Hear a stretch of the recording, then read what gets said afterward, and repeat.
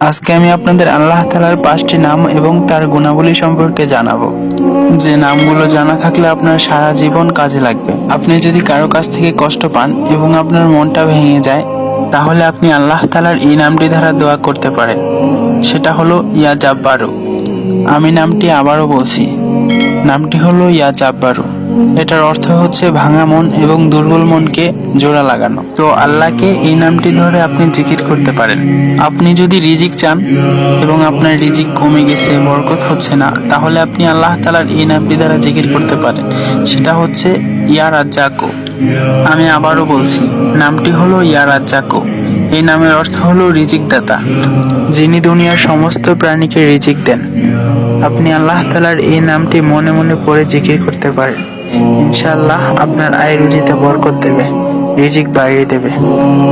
আপনি যদি অসুস্থ থাকেন, অশান্তি লাগে এবং কোনো কারণে আপনার খুব ভয় লাগছে, তাহলে আপনি আল্লাহ তাআলার এই নামটি ধরে জিকির করতে পারেন। নামটি হলো ইয়া সালামু। আল্লাহ তাআলার এই নামটি পড়ে আপনি মনে মনে দোয়া করতে পারেন।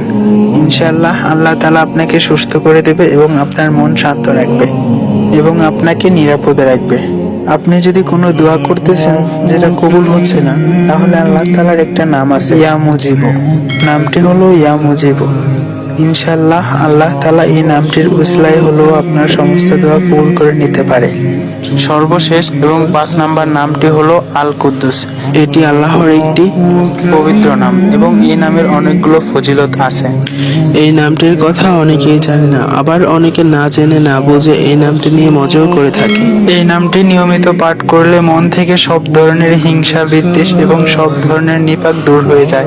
যদি আপনি কোনো পাপে জড়িয়ে থাকেন এবং সেই পাপ থেকে মুক্তি পাচ্ছেন না এবং মিথ্যা বলা ছাড়তে পারতেছেন না, তাহলেও এই জিকিরটি করতে পারেন। আবার কেউ অসুস্থ থাকলেও এই নামটি দ্বারা জিকির করতে পারেন। তো বন্ধুরা, যে কোনো অবস্থাতে নামাজ আদায় করতে হবে, কারণ এটা মনে রাখবে, দুনিয়ার জীবন অস্থায়ী হলেও আখিরাত কিন্তু অনন্তকালের এবং চিরস্থায়ী।